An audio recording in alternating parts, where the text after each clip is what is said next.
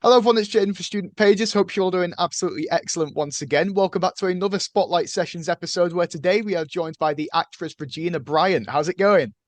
Hi, I'm doing well. Thank you so much for having me. Hey, absolutely our pleasure. So, look, Regina, you've got a lot going on, but one of the projects that you've got coming up is that you are set to star in Pushed Off a Plane and Survived. That sounds like an incredible project. Sounds a little bit naughty, to be honest. So, I mean, can you share any more details about that project? What drew you to it in the first place? Ooh, what drew me to it? I will say I always loved the relationship between my character and even Marcel's character. I play Tess, she plays Janae, we're sisters. And there's just a beautiful sense of vulnerability and connection between them. Originally, actually, when I auditioned, the role was mother and daughter. So, of course, turning that into sisters was okay, that's a change.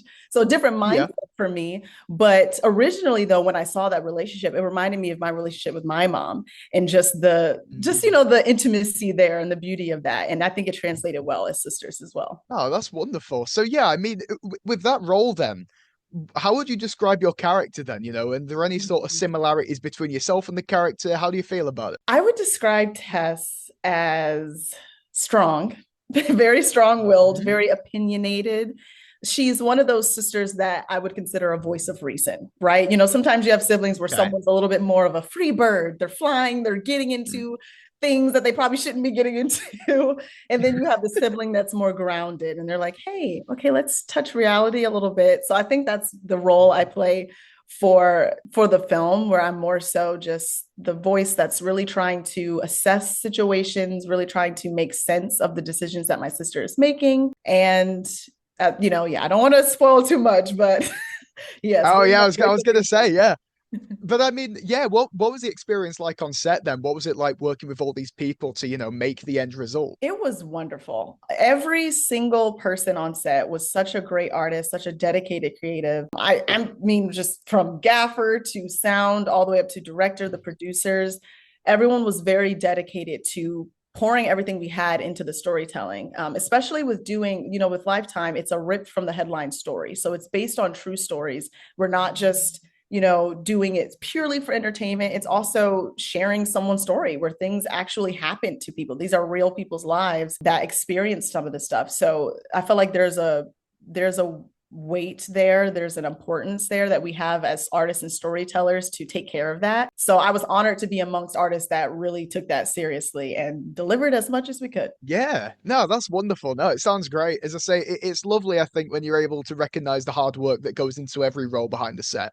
Oh You yes. know, because So I much. think a lot of people overlook that. Yeah, true, true. It's just fun and games sometimes. But no, it's like, no, every single role plays a part behind the scenes and in front. Yeah, no, absolutely. So, I mean, look, coming back to you then, Mhm. when you take on any role, are there sort of any types of characters that you're especially drawn to? Do you ever like go to an audition and think, I want this character because I like this about them? Or do you kind of go for anything? I love that question because yes, there definitely are times where I'm like, oh yes, I want this. And it usually Hmm. is, there's kind of two different waves of it for me. Usually if there is a character that has a lot of power, but I can feel that there is a quiet vulnerability inside of them, I'm really drawn to that. I think, yes, I think just as a woman in general, specifically as an African American woman, I think that that's kind of how I operate in life in general, having to have power and show up a certain way and be assertive, be a boss, but there's still a real human inside. There's still a little girl inside that I'm taking care of, that I'm, having to think about. So I love characters that show the complexities and just of inner life and emotional complexities. And the other wave of it is I love comedy. So anything that's Oh yeah. like funny, it doesn't matter what type of comedy. I like dry humor, like The Office. I like wacky humor, like Jane the Virgin. Anything you think of. I just like comedy. So anything that can make people laugh or just have some type of escape from the perils of everyday life is something I'd love to be a part of.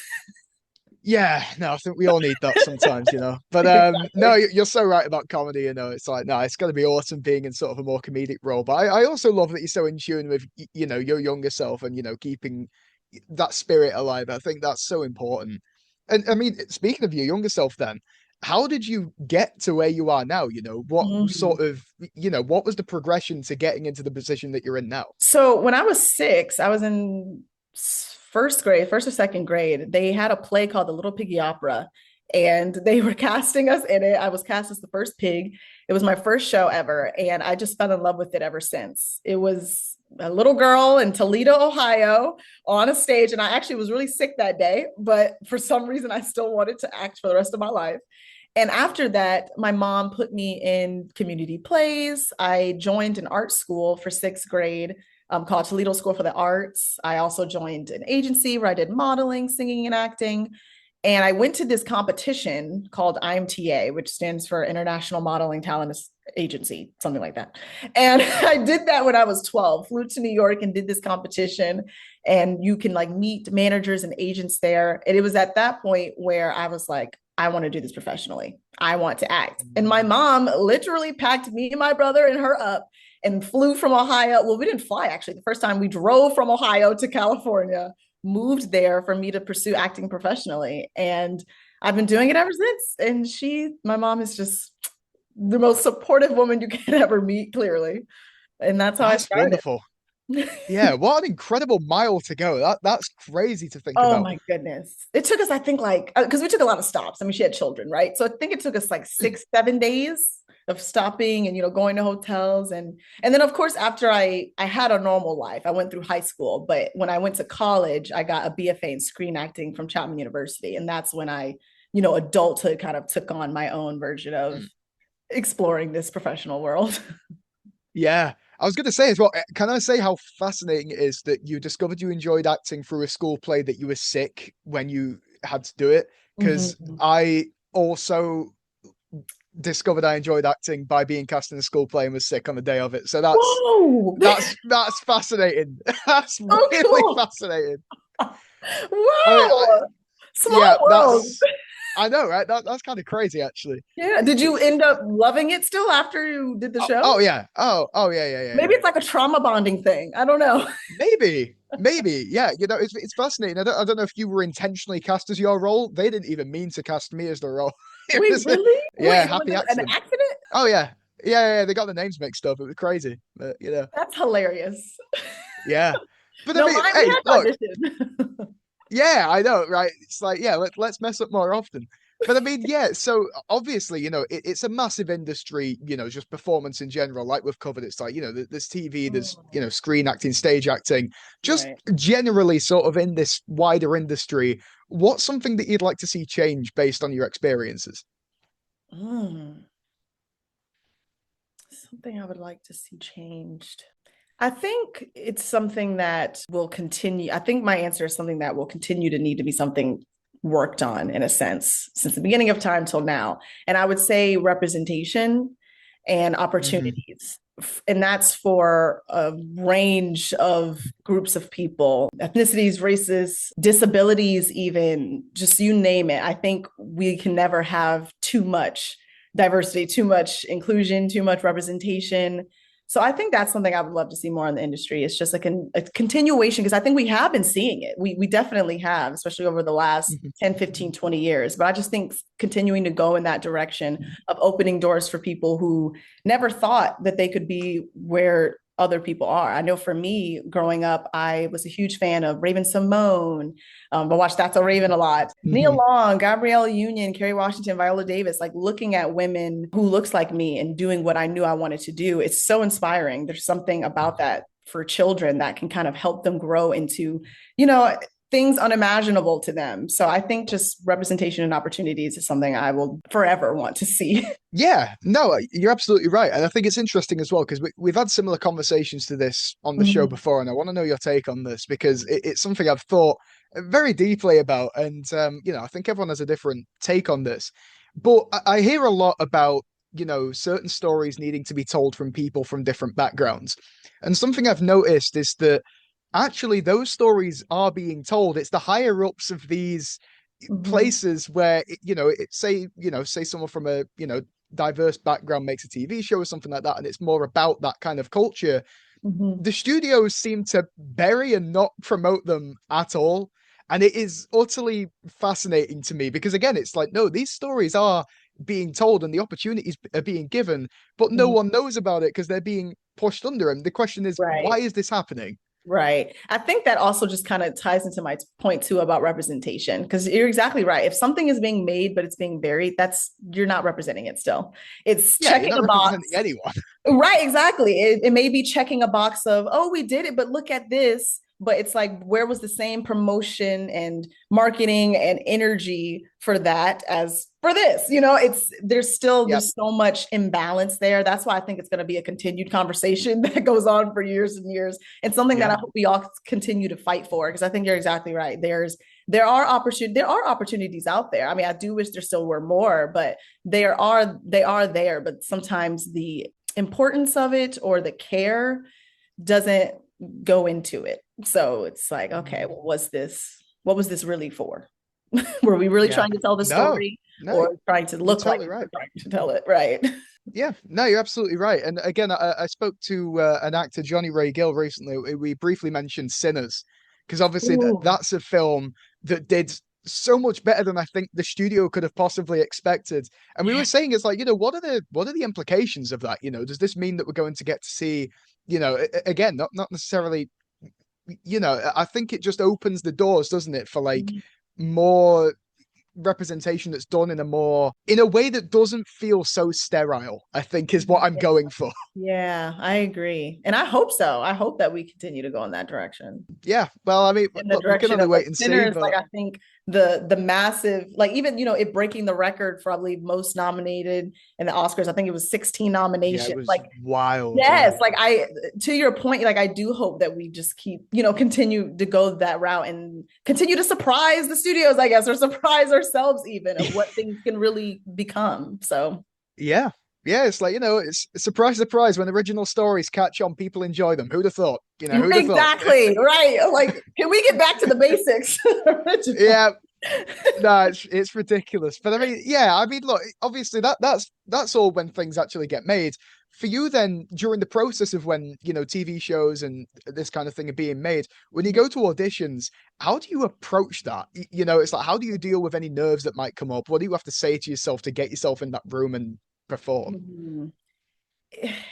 It is very much a mindset thing because the industry has a lot of rejection. It's Mm, you put your heart on the line, and it's this ability to be willing to be hurt and willing to be loved at the same time. So for me, when I go into an audition, well, of course, most of it's self-tape. So I do have the comfort of being at a self-taping studio or in the comfort of my own home. It's not as intense as it used to be where I'm going in the room with the casting in person, although I do miss that connection very much. But going into an audition, I used to unfortunately think like, okay, what is it that they're looking for? What do I need to do? Like, what is it that they would want this to look like? And I have felt so much more freer and happier and even booking more. I think a lot of actors can attest to this. Once you let go of the need to fit in the box that you think that they want, it's more so, here is my honest truth as Regina Bryant here today. This is what I'm bringing to this character. I'm showing them my interpretation of the role of Tess. And either they're going to mm. love it or they're going to hate it. And I have to be okay with that. That's our lives as artists, right? So I go into it just reminding myself that what is for me is meant for me. So I go in and do what I believe feels right for this character and feels right for me in these given circumstances. And if it's mine, it's mine. Yeah, no, absolutely. I mean, no one's going to have a 100% success rate, but it's Yeah. like, yeah, no, you're absolutely right. It's like, yeah, just go in there, your head held high, do what you can. Like you say, they're either Yeah. going to love you, hopefully not hate you, but they're either going to love you or think they True. love your butts. That's probably the better framing there. But I mean, Right. yeah, so I'm sure there's a middle yeah, ground. oh yeah, somewhere in there. And I mean, look, what would you say are the challenges of being a performer in general? I would say the challenges is that it's the constant. I think some people go into the industry thinking like, oh, the glitz and the glam, I'll be able to do this and then I'll get this. But there's so much more grinding and hustling behind the scenes that is talked about. It's a lot of pay going out, that's classes, that's headshots, that's printing headshots and resumes, that's private coaching if you're doing that, that's vocal lessons, dance lessons if you're working on your special skills, and then that's constantly auditioning. Our job is auditioning. I literally have 3 auditions I have to do later today, like, and I did one last night, last minute. Wow. Like, this is my job. It's the job is not just show up on set and do the work. That's just the very last result out of all the different parts of the process. So I think the most challenging part is making sure, I wouldn't say this is like challenging per se, but just making sure that you celebrate and have gratitude for all the parts of the process and not just constantly waiting or looking for that end result. The challenging part as an actor, I feel like, is we want to be working, right? And sometimes there's 3, 4, 5 months at a time when you're not.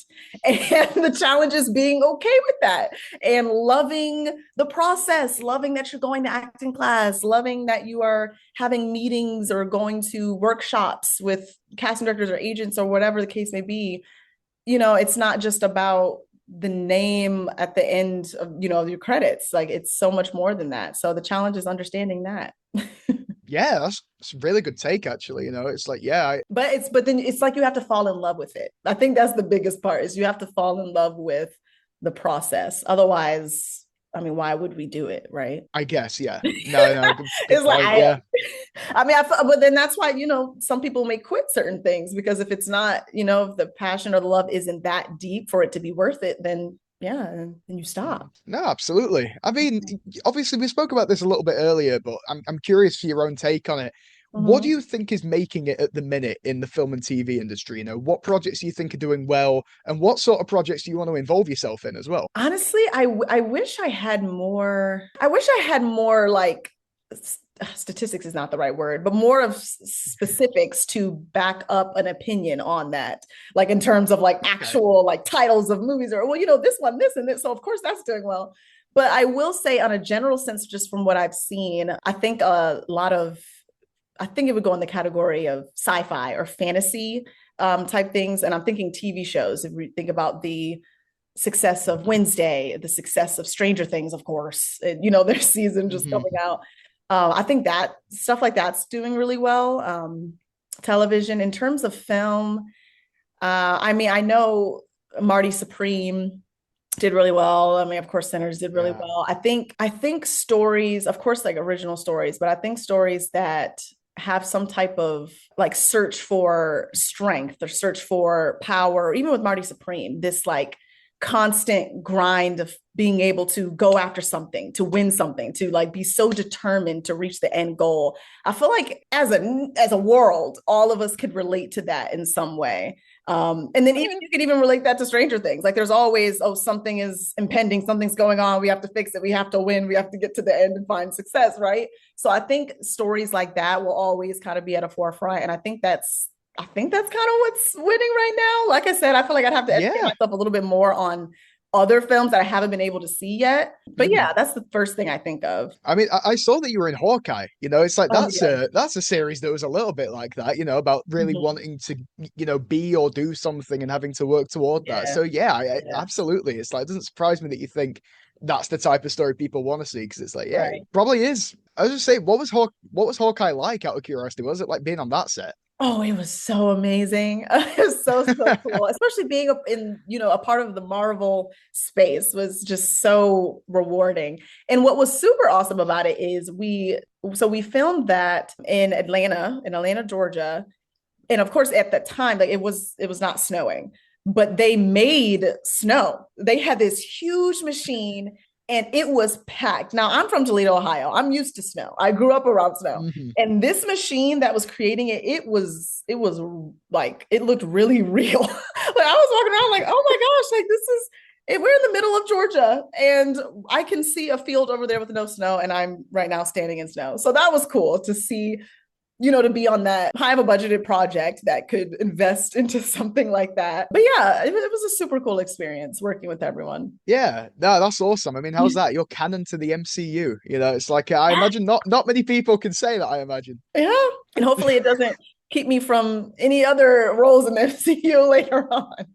Hope not. Well, yeah, you never know. You But never well, know. they've done multi-rolling before. I'm sure they can do it again. And yeah, and I feel like it was small enough to not have to, you know, be a huge like combat, especially because I think the mini series would hopefully hold different weight than the actual movies. So Plus, you got to wonderful. remember though, the main guy is now also playing the main guy, but again. So, Fair. you Yeah, know, exactly. no one's exempt. True, true, true. There's hope. But I mean, yeah, so for you then, I've got two big questions to end off on. For Okay. one, to you, what would you say is the dream role? You know, if you could pluck anything out of the sky, what's a role that you'd really love to take on? I think I touched on it a little bit earlier when I was talking about things that gravitate me towards a role when I audition for it. And it's the ones that have power, but also juggle a sense of vulnerability, like someone who is very complex as a person. I really like to challenge myself. So I love being in a world where a character really gets to experience the highs and the lows of life, and you Mm. seeing her have to constantly fight for something and deal with the implications of that. I love two of shows that I really, really love is Desperate Housewives and Jane the Virgin. And I've usually explained to people like the world of Desperate Housewives in the sense that there's a mixture of comedy and drama is the world I would love to be a part of. But then the role of Jane and Jane the Virgin is exactly what I mean by someone who really has the opportunity to explore every single emotion. Like there, Mm. like is such a complex character in the sense that you have a lot of vulnerability. There's a lot of low moments. There's a lot of pain, but then there's also a lot of highs. Sometimes they're singing and they're dancing and there's comedy and there's just so much more to her as a person. That role in general is a fully involved human. And I just would love to be a part of something like that. Yeah, no, absolutely. It's just that having that ability to sort of explore a range of, you know, the human psyche, I guess, really. Yes. Yeah, And then I of can course totally someone see the crazy, appeal. because who also wouldn't want to play someone crazy? That'd be fun.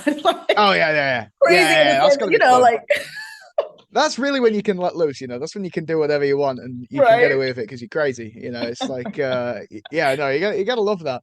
Right. So I mean, right, this is going to be a fairly tricky one, I imagine, but out of Okay. everything that you've done so far in your career, if you had to pick one thing, what would you say is the proudest achievement to date? I think I would say pushed off a plane and survived. And I was in between that one and my very, very first TV credit. I was in between those. But I would say this one because, so I've been working for quite some years and I've done a Lifetime movie as well, supporting role. I was in Single Black Female 3 that came out last year. But this was the first time that on this level, on this type of platform like Lifetime, ripped from the headline story at that, that I was a lead role amongst great names like Eva Marcel and Tyler Lepley. And it felt like so many years of grinding and praying and training and just working at it and auditioning, I had finally got to this big milestone where I'm like, oh, yes, like here it is. I get to Yeah. tell this story amongst these amazing artists. And of course, there's a responsibility that comes with that as well. But I Mm. will say that that's something I'm very proud of because I think I rose to the occasion and I was able to not only portray the role and tell the story, but also make some really great connections with other actors. The director Manu Boyer, absolutely love him. Made a great relationship with him. The producers.